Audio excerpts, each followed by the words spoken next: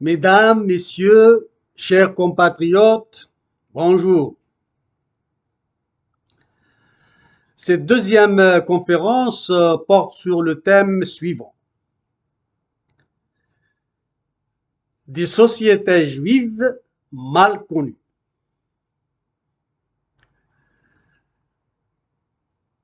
Haïm Zafrani a notifié le défaut des sources pour établir les origines des sociétés juives au Maroc.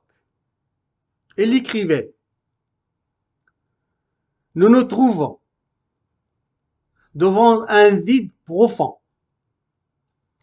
et un silence quasi total des sources. Quant à la période qui sépare l'époque romaine la plus tardive des débuts de la conquête arabe. Selon ses propos. Même en ce qui concerne les siècles postérieurs, l'accent a été mis en maintes reprises sur le fait que, je reprends une citation d'un autre chercheur, cette histoire, deux fois millénaire, était toujours encore mal connue. Ce jugement reste cependant expressif en ce qui concerne les sociétés juives durant la constitution de Maghreb extrême, comme entité territoriale et juridique inscrite au sein de la Dar al-Islam. Cela concerne environ 4 siècles d'histoire, depuis la subordination de la Tangitane pré-islamique au pouvoir omeyyade, centralisé à Damas, vers l'an 674, 55 de l'Égypte, jusqu'à la dissolution en 422 du système califal instauré en Occident musulman.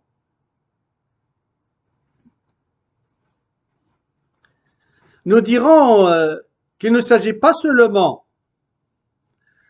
de l'histoire de la diaspora juive marocaine qui reste donc à écrire, selon les propos d'un autre chercheur, mais aussi, de façon générale, de la plus grande partie de l'histoire de Maghreb extrême. Si jusqu'à une période relativement récente,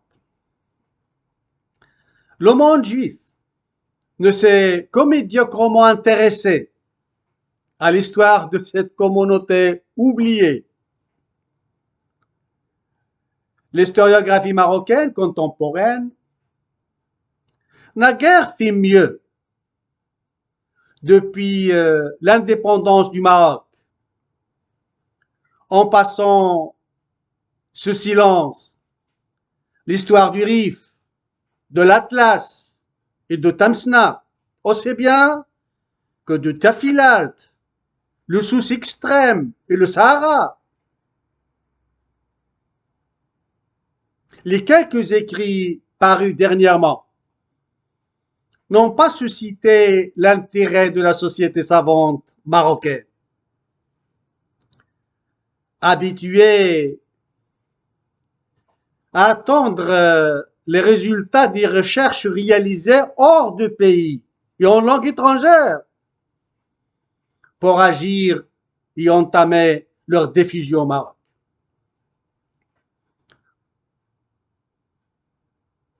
Si les grands traits de l'histoire du Maghreb extrême n'ont obtenu qu'une faible considération dans les milieux académiques, que dire de son histoire sociale et culturelle,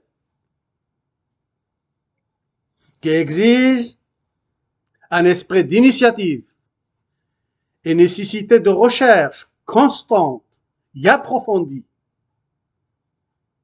tant sur le plan bibliographique que sur le plan méthodologique.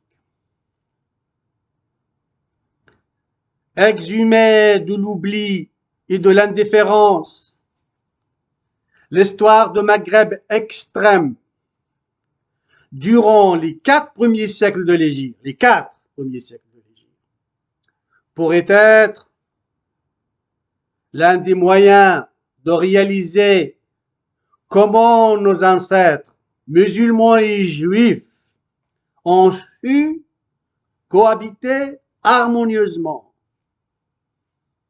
Comment, ensemble, ils se considéraient en tant qu'éléments structurels appartenant à une même société millénaire, dotée d'une culture plurielle.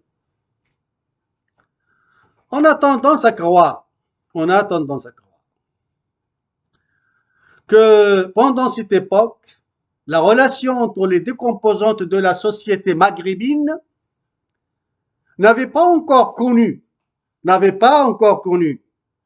le cycle fatidique des successions de phases de tranquillité à celle de terreur. Il s'agit bien d'une première évaluation, aussi précaire puisse-t-il être, de ce que j'ai nommé siècle lumineux d'une histoire partagée, qu'on se doit d'affiner. L'histoire du Maroc et le devoir de récupérer en toute objectivité toutes ces péripéties qui ont fait sa grandeur passée, afin de restaurer sa mémoire et de récupérer sa notoriété. Ce n'est qu'après la dissolution du système communautaire, un système juridique, politique, Nizam al-Jama'a, selon les sources jurisprudentes les plus importantes de Maghreb, Nizam al-Jama'a, intégrant structurellement, juridiquement et institutionnellement des sociétés juives maghrébines, et avec la privation de toute légitimité politique instaurée par le pouvoir taïfa, d'après Nizam al-Furqa al-Ta'ifi, selon les termes historiques, au système de la discorde, Nizam al-Furqa, système de la discorde, que les juifs maghrébins vont subir les vicissitudes du cycle que j'évoquais tout à l'heure. Signalons que le système communautaire, Nizam al-Jama'a, s'est imposé selon nos travaux de recherche, durant les 40 dernières années. Selon nos travaux de recherche, durant les 5 premiers siècles de l'Égypte, en Occident musulman, comme modèle de société inédit dans l'histoire de l'humanité, assurant la séparation du pouvoir exécutif, juridique et législatif, et en affirmant aussi le principe de la souveraineté du peuple, al-Umma. Le peuple, al-Umma, c'est un concept encore plus profond et plus général, et plus ample. La souveraineté du peuple appuyée sur les notions de liberté, d'égalité et de volonté générale. 10 siècles avant la Révolution française, et les principes de droit public et de droit politique ou de contrat social de Jean-Jacques Rousseau. Les premiers signes de cette nouvelle ère fatidique n'ont pas tardé de se faire sentir dans le Maghreb en proie aux horreurs commises dans les royaumes Taïfa, Mamalik Tawaif, de Fès et de Salé. Si nous prenons un exemple de l'émir Tamim al-Yifrani, les victimes étaient aussi bien des juifs que des musulmans. Pour peu que celles-ci appartiennent à d'autres tendances politico-doctrinales, considérées comme hétérodoxes.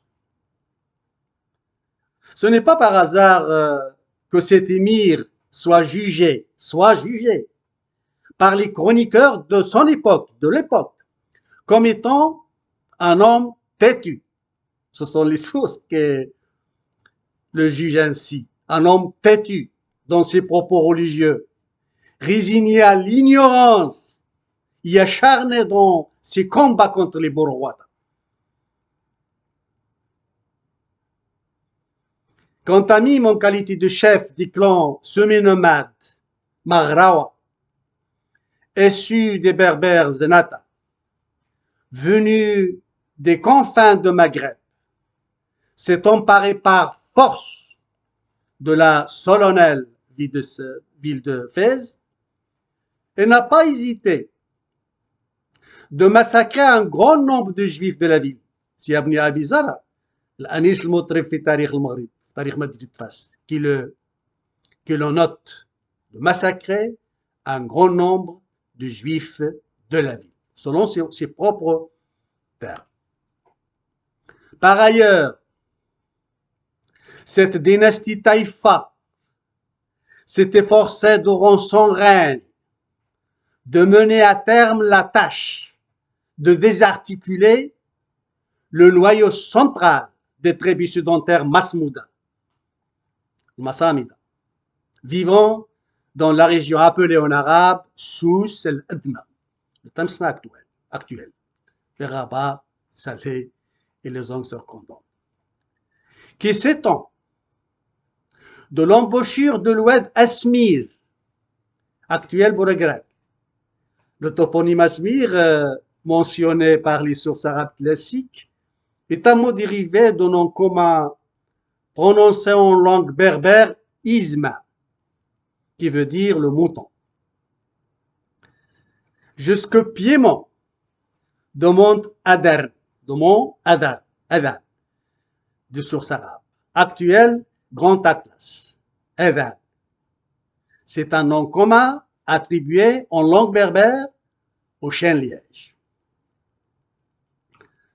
Nous disposons de nombreux indices qui reflètent les malaises que les sociétés juives commençaient à sentir partout dans l'Occident musulman pendant cette époque, marquée par de profondes mutations.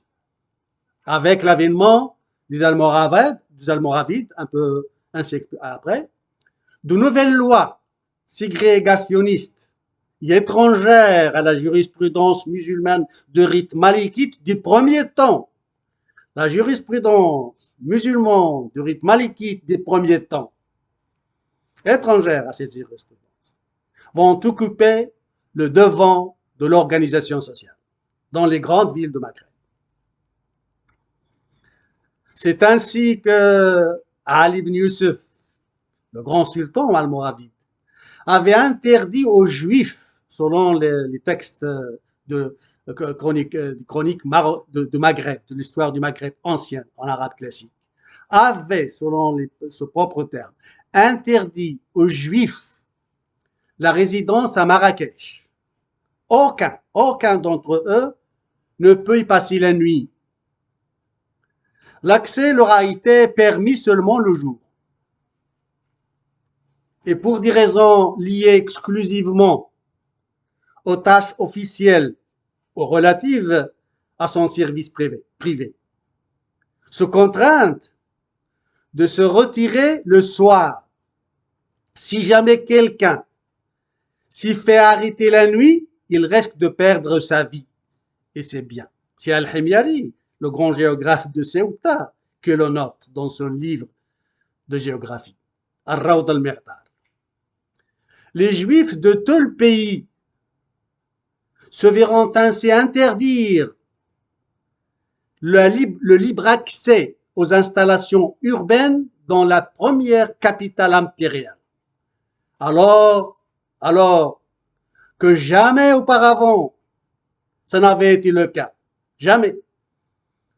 Dans des villes comme Nakour Salihite, Shella Bourwat, Sijil Massad Ibn Mudrar ou Fez Idrissid. Comme cela ne s'est pas produit non plus dans l'accord d'Odis Umayyad, pour donner ces exemples, pour nous limiter à ces exemples.